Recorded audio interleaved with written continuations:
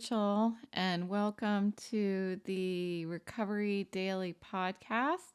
Today I'm talking about self respect and anger. And the reason why is because somebody pissed me off today. So I'm just going to talk through some of the stuff that we can do to work through when somebody pisses us off. So, and it all starts with self respect. So, self respect does not require us to be aggressive towards somebody, it doesn't require us to be defensive or entitled.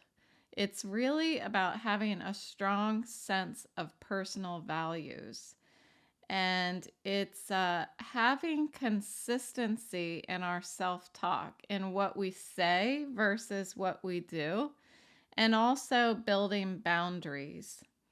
So the better I am at respecting myself and the more consistent I am with my values, the better I can respect others and the better I can be respected by others.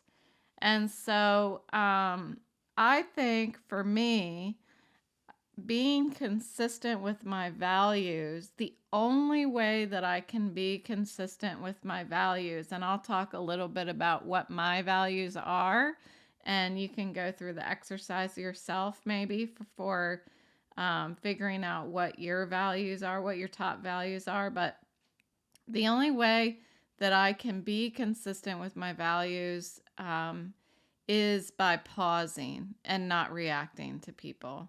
And that it takes a lot of restraint on my part, but it's been important for me to have other tools that I can use so that practicing restraint and pausing when somebody pisses you off does not mean that you just ignore that you're pissed off. For me, I've got to find another place to put it. That anger is energy and it needs to get out of me. So I have to find some way to do that. I've talked about my God box and I'll probably end with the God box, but here are I think, getting to know yourself and what your boundaries are and what your values are, just being more aware, more self-aware is a great way of taming anger. So, without much effort, you can show others how you wish to be treated by simply displaying self-respect and patience. So you start building a sense of self through these values. And values don't have to be things that you're great at. They are things that matter the most to you, where you lean towards making progress. So what I've done is I've written down what my values are, and I did this through an exercise where I I was I made a list of a lot of the different values that that I have, and then I kind of honed in on the ones that mean the most to me. So any of you can do this if you just look up a list of different values. Like, here are some examples. Do you value cleanliness, comfort, connection, courage, reflection, excuse me, politeness, love, wealth, flexibility, honesty? Like, the list goes on and on. And so you can probably just Google a list of values and really just try to identify what are some that mean a lot to you, And then what I did was I went back through the ones that I tagged as what mean a lot to me, and I put another little check mark next to it if it means more than the others.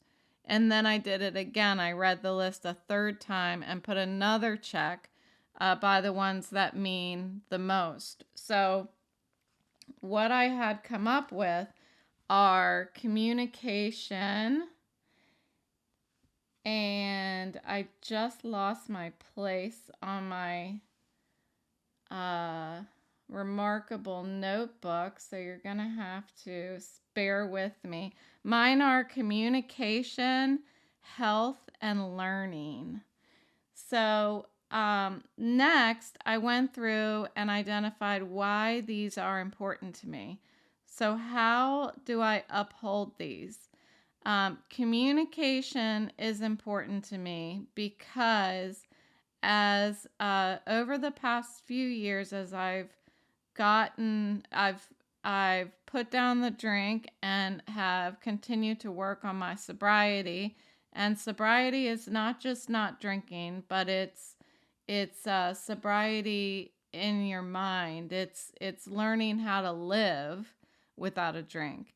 So as I've been learning how to live without a drink, I have found that that dark place that I talk about, all that stuff that I stuff down in there, I have to talk about it.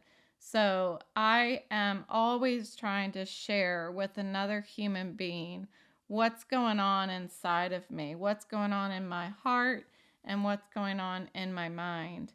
So communication is one of the most important things to me. And communication, of course, is not just me talking to other people's people, but it's also listening. So I try to, as much as I want somebody else to listen to me with genuine interest in what I'm saying, I try to listen to others with that same genuine interest. And that's not just looking like I'm interested, but actually, um, finding a place for of love for what somebody else is saying to me and sharing with me. They don't have to share that stuff with me. So I try to acknowledge that just the fact that somebody's talking to me about their feelings is really, really important. So the least that I can do is not just listen, but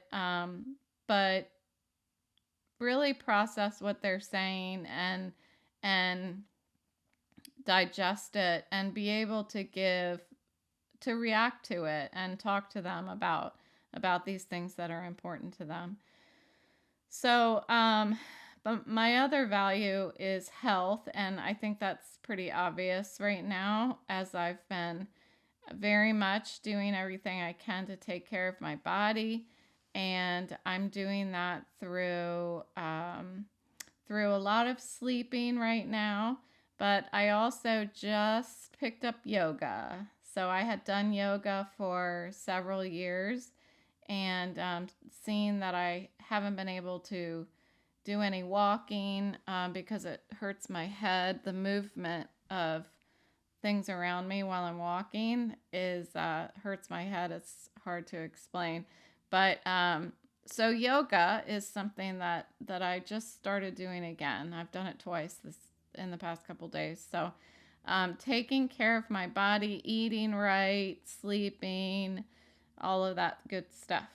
And then the last one I have, so I have 3 values that I pulled up, and learning is the third one. And so learning has always been really important to me. I never wanted to graduate from school because I didn't want to stop learning. I had no idea that I get to learn my whole life. So I really I love my job because there's always something new to learn, and that's why taking a break from my career right now, temporarily, has been I've been struggling because I'm trying to find new ways to learn things and learn new things and seek knowledge. And this podcast has been a great way of doing that. So, communication, health, and learning.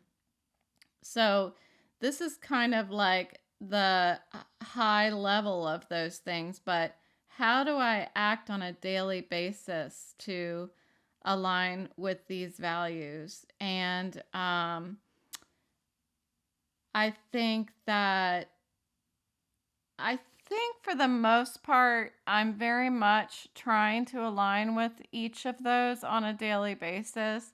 I am trying to, all of my values are very much aligned with this podcast. And I don't know how much, I'm learning how to sew. And so, yeah, I think everything that I'm doing right now is very much aligned with my values on a daily basis. But communication is one that I'm going to hone in on a little bit here because as I said, somebody pissed me off earlier today. And so I'm going to try to talk through not who it was or what happened, but more of what I need to do inside of me to process being pissed off at somebody and not reacting to them and not uh, deciding whether I need to act on it, deciding whether I need to stand up for myself. Did this person cross some sort of boundary that I have? So, building boundaries are ways for us to support our values and our self respect. Eleanor Roosevelt said that nobody can make you feel inferior without your consent. And along the same lines, in my sobriety recovery, I've learned that nobody can take my serenity. I have to hand it over to them. So if somebody rubs me the wrong way, looks at me the wrong way, or just so happens to say something to me that is offensive, I don't have to let that do anything to me. It's my choice whether I decide to be pissed off or not. So, this is what happened today.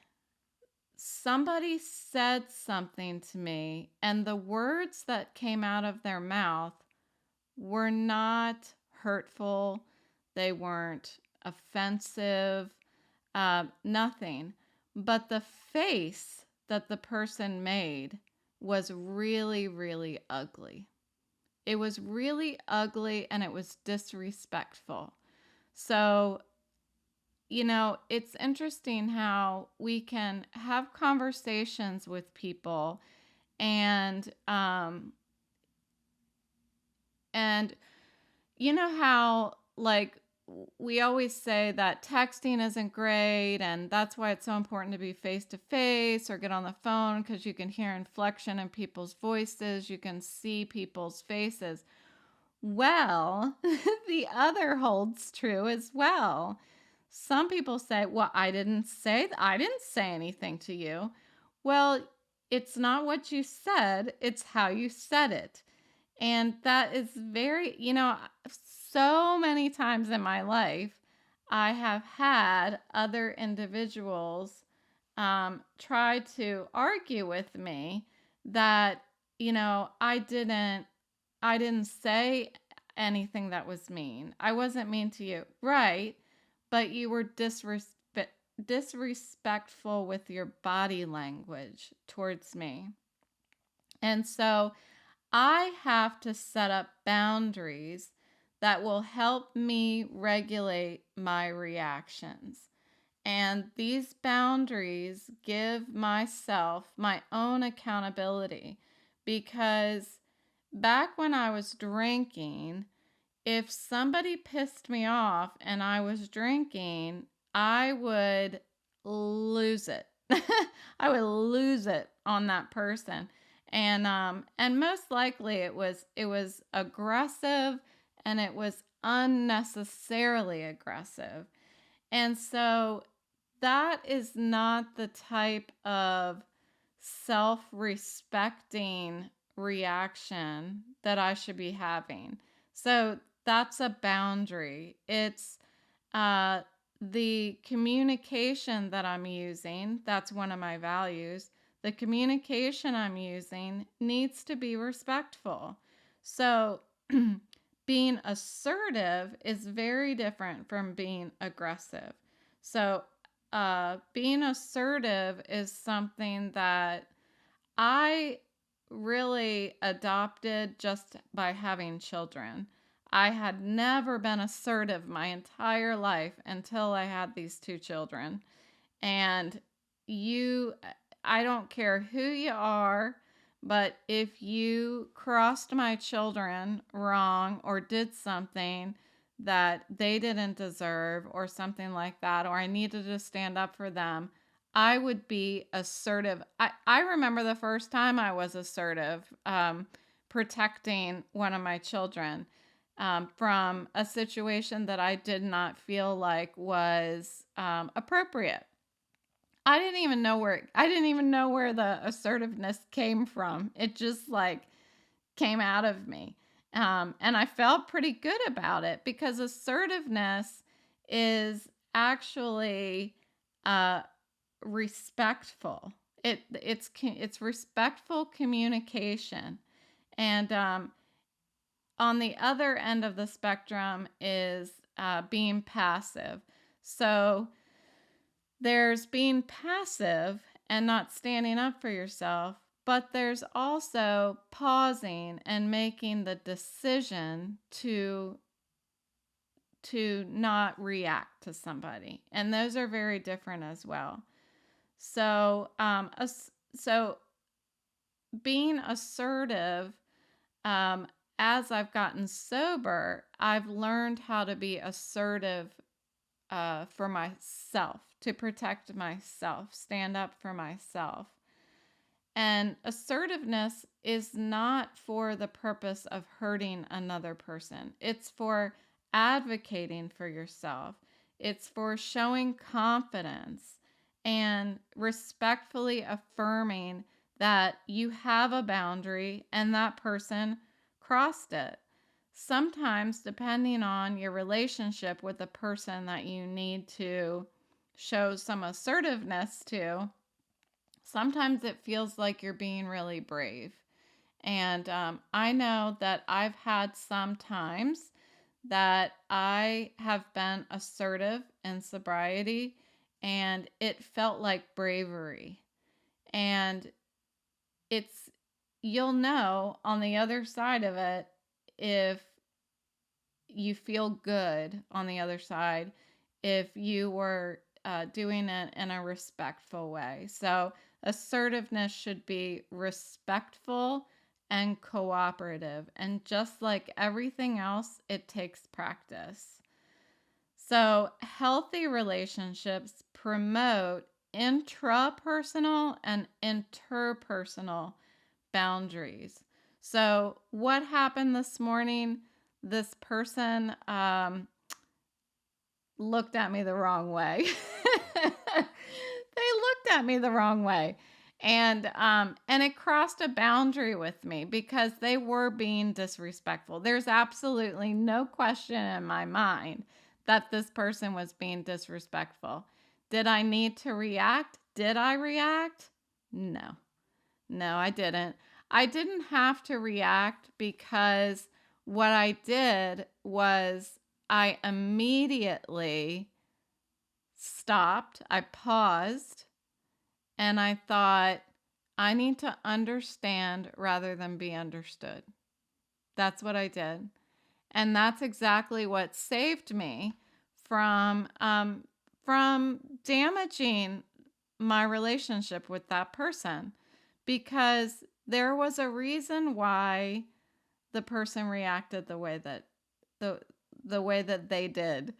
And that's because of the situation that we were in at the moment. So